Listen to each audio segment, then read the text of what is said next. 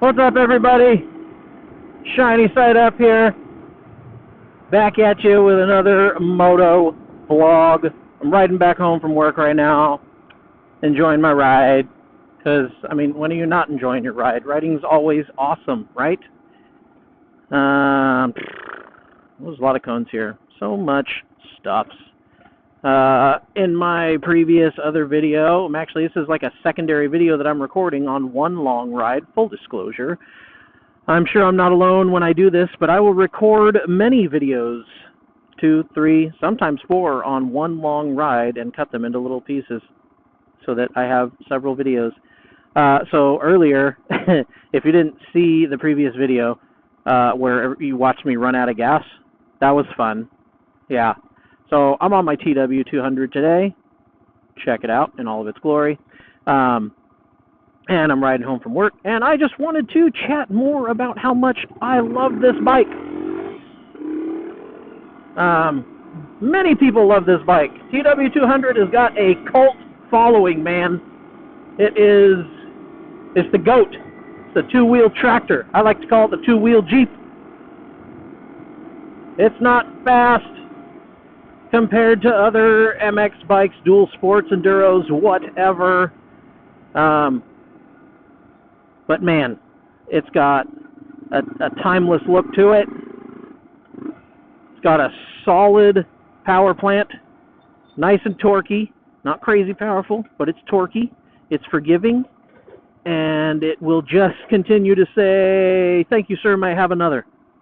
No matter what kind of abuse you put it through, this bike will always ask for more. So, this is my 2009 Yamaha tw200 that I'm riding home from work. And actually, this reason was part of the catalyst of me getting this bike. That being said, if you are a subscriber to my channel, you know I already have a 2020 Grom that I use as, it's a fun dick-around bike, and that's my also track day bike on the occasion that I get to go to the track in Paris, Apex Raceway. Great spot if you're out in the IE looking for a spot, take your Grom, Supermoto, whatever to go ride. So that's my track bike, and I have my 2023 Suzuki SV650, which, again, I absolutely love that bike. That is my longer distance, longer ride, high speed bike. Now, with my tw200, my two-wheel Jeep, two-wheel tractor, the GOAT. One of the main catalysts, well, it's kind of a couple-fold here. One of the things about this bike that really drew me to it was one of the first dual sports I saw as a kid was a tw200. I mean, I saw dual sports and stuff like that, and it was just like, oh, it's a street-legal dirt bike. That's cool. But I saw a tw200 one day when I was a kid, and we were sitting at a stoplight going up to visit some family, and it's got such a recognizable look. I knew exactly what it was when I seen it. Oh, I think that guy's on an XSR. Come back! Let's ride, let's be friends! Come back! Anyway, we were sitting at a stoplight, and this guy had made a turn. Like, we were looking this way, and he turned from the left. And he made a turn, he was going the same direction that we were going to be going. And he was riding it, and I remember just the square headlight, big fat back tire on it, and just, it has that look. No other bike matches this bike. It's totally unique. And he was riding it, I thought, that's just a cool bike, and then he hit these train tracks just right, jumped the train tracks and landed, and I'm like, man, that thing's awesome! It looks cool, and he jumped, and he did all the cool stuff, and he spoke to my little kid heart that was just like, yeah, I love motorcycles. So, anyway, that's what's always drawn me to these things, is just this, it's just different than any of the other ones. That being said, like all the other dual sports, there are definitely better options, faster options out there, for sure. But none of them are a TW, man. The TW is just a league of its own. Sorry. I shifted to neutral and then I couldn't get out of it. So, yeah. that was where I first got my love for the T-Dub. Seeing it in person, somebody just enjoying their life on it, man. That was it. Now, I always liked it, always wanted one, but I had my SV650, I had the Grom, and even when I got the Grom, I was like, man, I can't ride two bikes, I don't need two bikes. But I had the Grom already, and my family and I, like growing up, I always grew up riding dirt bikes, and my family and I were big into the desert scene. We had the quads and, you know, dirt bikes and side-by-side and this and that. We got heavy into the desert scene, you know, and it was great. We were doing desert season every season, booked in Ocotillo Wells, the Blue Inn, through the whole season, just driving to and from on the weekends because our RV was hooked up out there. All the toys were out there, secure, you know, and we were doing the desert thing. Well, extracurriculars and family stuff starts happening and firing up, and we just didn't really have time for those big, long desert trips, and it wasn't cost-effective anymore to where we were going to be able to use it, so we had to taper down. And honestly, with the side-by-side and everything, we loved it, but we started tapering down about a year before that because we knew things were slowing down. My son was on a quad, my wife was on a quad, and although we had the side-by-side and everybody loved it, they really liked being on the quad, having their own control of their own vehicle, which I totally get. But me being a more practical person, I'm sure anybody that's been following this is hearing me say I'm a practical person, immediately thinking about 3 freaking bikes in the garage going, yeah, you're super practical. Anyway, let's just ignore that part. But anyway, me being more on the practical side, decided, hey, we should sell the side-by-side. Because I was okay being on a dirt bike. Side-by-side was great. Absolutely loved driving that thing. Throwing it into corners and drifting in the dirt and jumping and all this other stuff. It's awesome. I loved it. But that wasn't riding. That was driving, which is awesome. But also, I couldn't justify just myself being in this big 4-seater car. And when my son wants me to follow him around and cruise around on the quads and do trails and stuff, that's a lot of vehicle for one dude to be whipping around in. Now, if you're, you know, you own a side-by-side, it's just you in it, dude, no hate. Like I said, I had a ton of fun. It didn't make sense in my mind, and as we tapered off, it made even less sense to have such a big, nice vehicle sitting in the garage collecting dust, never getting used, because I'm in California. You can't drive them on the streets here. You have to take them out to the desert and use them out there. So that was part of the catalyst that led into, all right, well, I'm going to start looking into getting back on a dirt bike. And I always liked the little trail bikes, you know, the 150s, 125s, you know, whatever. You know, I'm not racing track on a dirt bike. Used to do that growing up, had a blast. I just like exploring and running the trails. And I definitely live by, or thoroughly enjoy riding a slow bike fast more than a fast bike slow. So I'd rather get on a bike with a smaller motor and just run the hell out of the damn thing. I don't know, I have a lot more fun doing that. Trying to see what limits it's got, push it to the limits, and all that. Anyway, that's a preference thing. So, I think that was a new Rebel all bobbered out. Anyway, yeah, so I started looking into the dirt bike, and I thought, you know what? I'm looking at getting a dirt bike again. Why the heck am I going to buy just a dirt bike that I could only use in the dirt if we're barely going out to the desert? Maybe this is my chance to finally pull the trigger and get that tw200 that I've always wanted. I've always wanted one. So I started looking around. I found one, scored it, had 3,000 miles on it. I think I got it for like $3,300 or something like that. And it already had all the upgrades on it that I would have done. Engine was stock. I've got the hand guards here. It had an exhaust on it. You know, and it had the bar risers already. Gosh, what else? It had the pegs already upgraded. Like anything that I was going to do to it was done. Even had the rack on the back and all that good stuff. So I picked it up, got it home, worked on the carburetor. Previous owner lived at a higher elevation, had it jetted weird. So I banged my head against the wall like anybody does working on a carburetor, because carburetors are a pain in the ass. And ended up just getting a cheapy Amazon carburetor. And between the original carburetor, because it was just old and clogged and tuned, all weird and everything, I ended up basically taking out all of the OEM components of the internals and stripping down the new Chinese carburetor almost to the shell and maintaining all the OEM components that I could on the inside.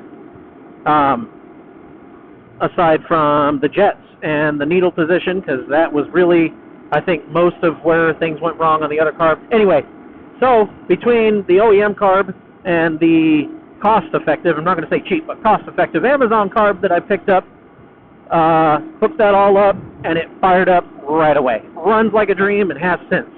Absolutely love it. And I think I spent like $40 on the carb, if that. Yeah, so did that, and good to go, man. So I got my tw200, and I'm like, cool, I have my dirt bike, and I can ride it to and from work. I can ride it wherever the hell I want to, which was my big thing. I didn't want to get another thing to sit in the garage until I could finally get time to take it out to the desert or somewhere to go ride. I wanted multi-use. I like multi-use. So now I've got my dirt bike. It's also my trail bike, which is also a commuter to and from work now and then. You know, I'll switch it up. I'll ride the Grom, I'll ride the SV, I'll drive, you know, and I'll ride the TW. So that was a really long story of the whole catalyst of, or the whole reason why I picked up a tw200. I loved them, like how they look, and I love how tried and true the platform is, unchanged. Many people are like, oh, latest tech. Nah, that's all right. Latest tech is great on a newer, techier bike, but something like this that I'm going to go out on trails and stuff, I want it as reliable as can be. So, anyway, tw200, that was my answer. Now, we'll go through some of the other things I swapped out on it. I ended up switching out the bar risers. Bar risers previous owner had on it were a little bit higher than what I needed. He was taller than I was, but I still needed bar risers. So I got some that were fixed. The ones he had gave it a secondary pivot point for the bars, and if you hit a jump and pulled back on it the wrong way, they would slide no matter how much you torque them down. So I switched those out, got these ones on there.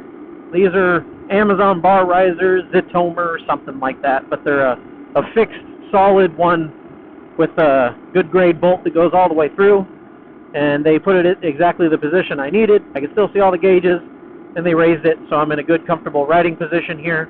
The other ones, my arms were like up here, and it just was almost feeling like a cruiser sometimes. So yeah, I did those. I put new grips on it. I did the Tusk high fender mount, which I have another video on the installation of that one, I believe. Yes, I did a video on that. The Tusk high fender mount, had to have that because I just love it. Gives it more of a supermoto look. The only thing I wasn't a huge fan of on the tw200s was the front fender sitting on top of the rear tire. I mean, it's a dirt bike. I want a gap there.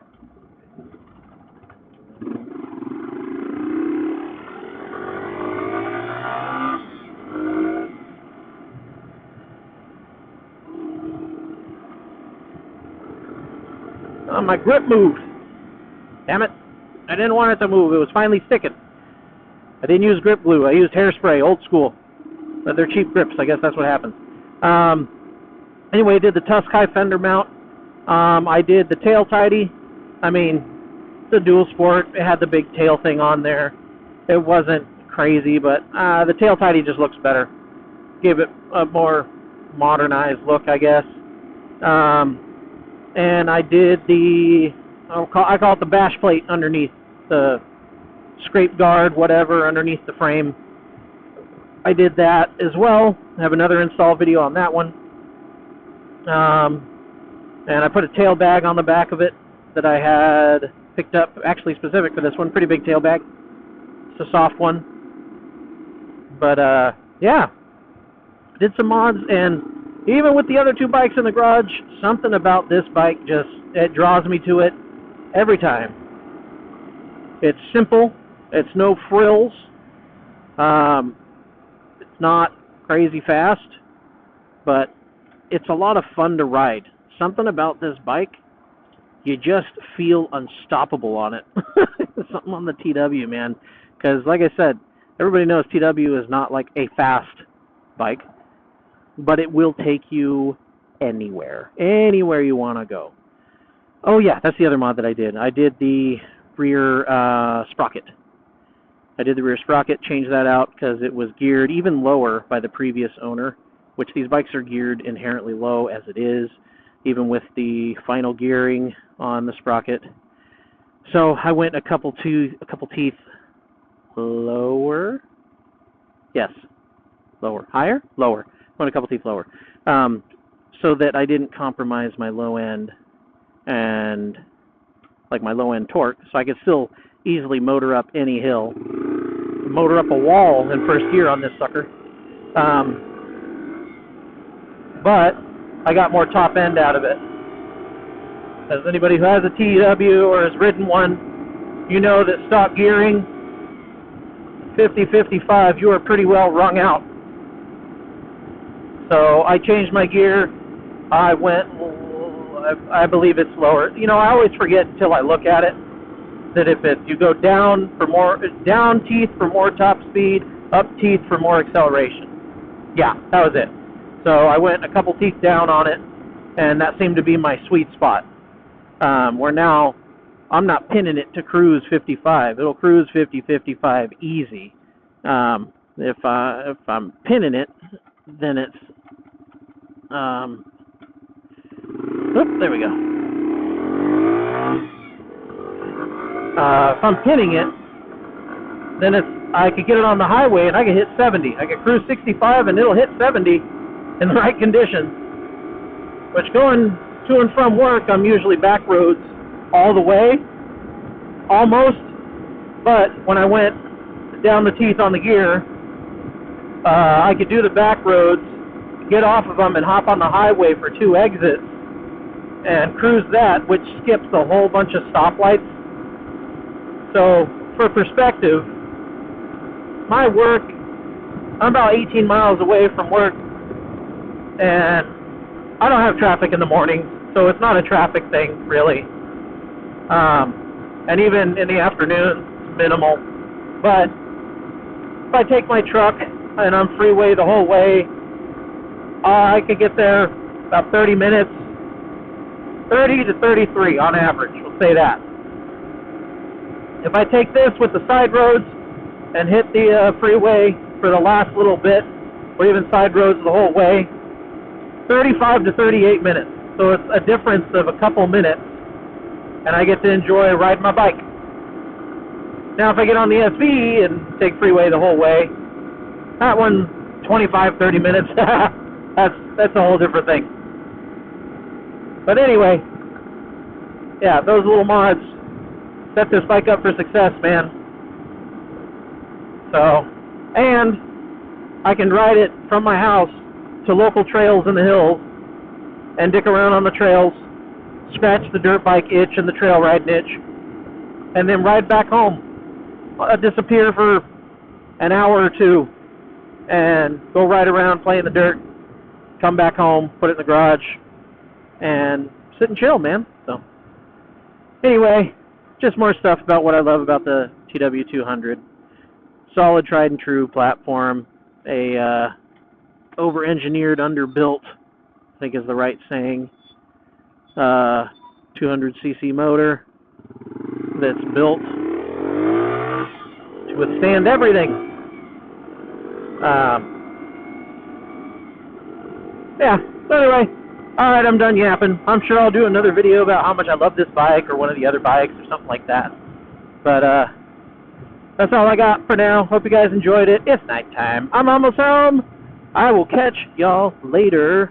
Deuces!